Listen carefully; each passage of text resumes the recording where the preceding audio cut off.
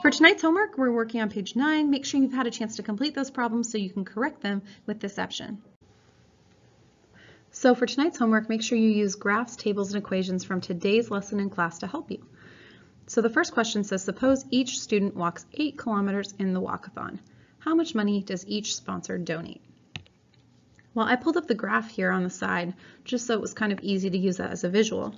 So 8 kilometers would be right here. And I'm kind of thinking about where each student's line intersects. And so for Leanne, I see the blue line here. I see that Leanne makes $10 no matter what. For Alana, I can see that at 10 kilometers, she's going to make $9. I can find that right from my graph. And then for Gilberto, I notice that his actually goes off of the graph. So I can kind of see that line still going up there. So maybe I want to use the equation. So money equals 2 times the distance, because he's getting $2 per kilometer. So in this case, I'm going to get 2 times 8.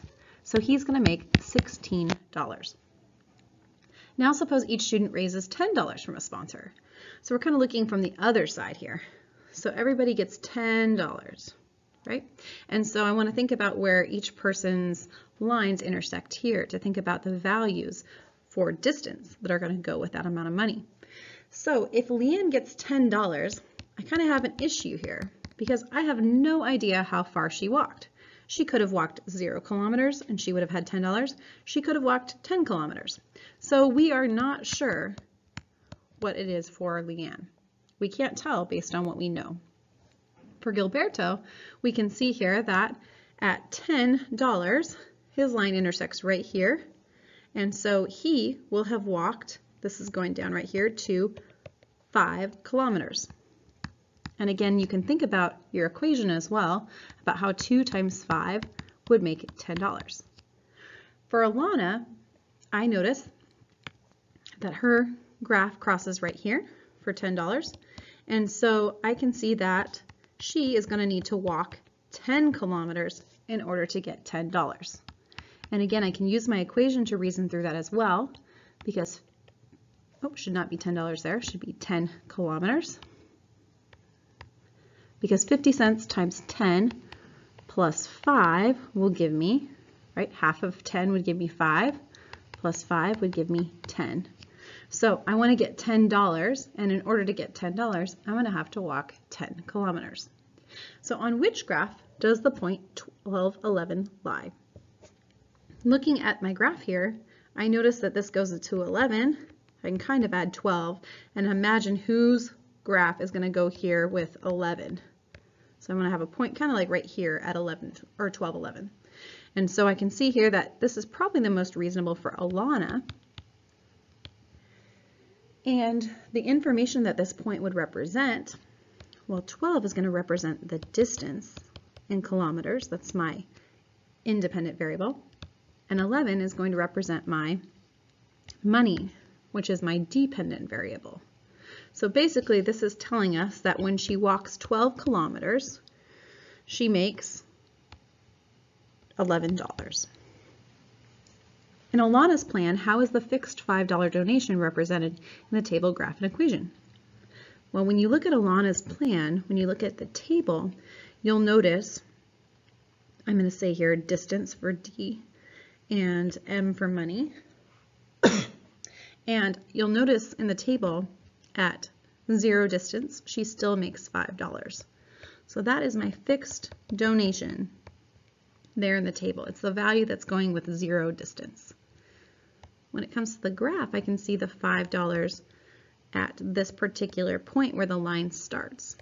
This is representing my fixed $5 donation because the graph isn't starting at 0, 0. You can also see it over here on the graph. And then for the equation, Alana's equation is money equals 50 cents times the distance plus 5. And that little plus 5 right there represents the fixed donation, or our starting value. We're also going to call that our y-intercept, but that's coming later. Now Gilberto decides to give a t-shirt to each of his sponsors. Each shirt costs him $4.75. He plans to pay for each shirt with some of the money he raises from each sponsor. Write an equation that represents the amount of money Gilberto raises from each sponsor after he's paid for the t-shirt. Explain what information each number and variable represents. Well, if you think about Gilberto's initial equation, his money was equal to 2 times the distance he walked.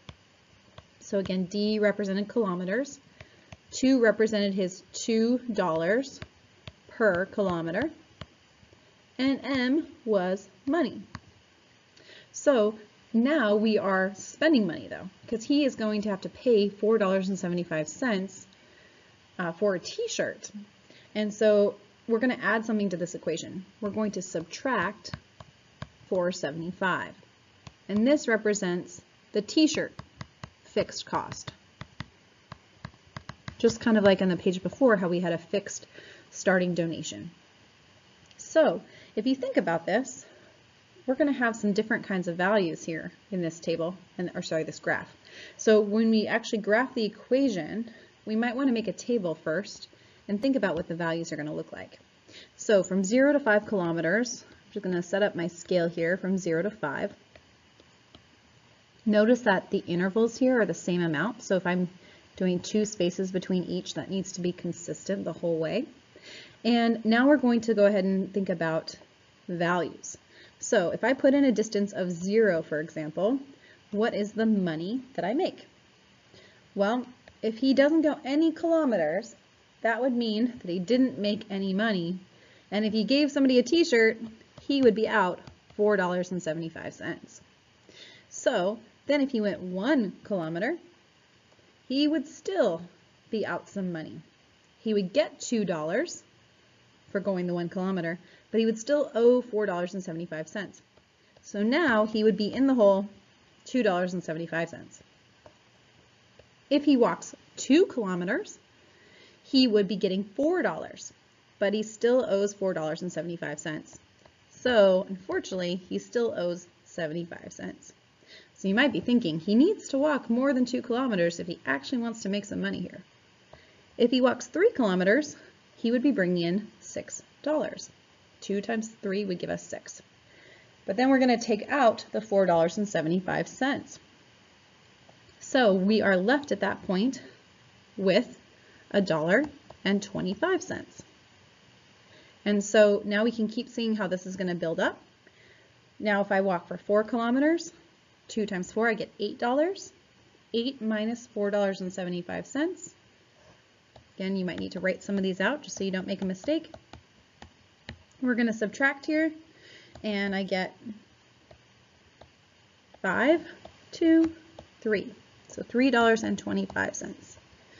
So you'll notice now it's growing each time by 2, right? Because I'm making 2 more dollars. So I'm gradually filling in the debt that I started to accrue. And finally, with 5 kilometers, 5 times 2, we get 10. But again, we have to do 10 minus $4.75. So after we take that out, we're going to be at $5.25. So you'll notice that this graph is a little bit challenging to set up. Maybe you just want to go by, for example, like $1 at a time. So 1, 2, 3, 4, 5. And so I notice that some of these values are negative. So I'm just going to kind of leave the negative values off right now because I don't have a good place to put them. But 3 goes with $1.25. So I'm going to go to 3, $1.25, I'm going to say is about here. 4 goes with $3.25. So that's about here. 5 goes with $5.25. So that's about here. And I'm just going to go ahead and connect those values. So thinking about how this compares to the original graph of Gilberto, you might be noticing that he's not quite making as much money as fast because he wasn't starting at 0, 0.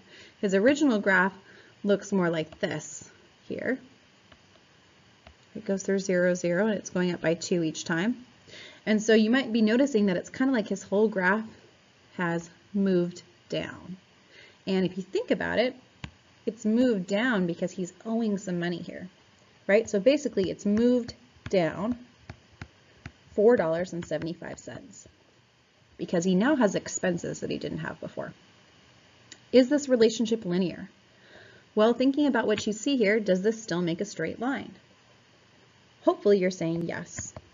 It's a straight line. It has a constant rate of change. Yes, it is linear. As for if it's proportional, that's something else to consider. All right, that's it for your homework tonight. See you tomorrow.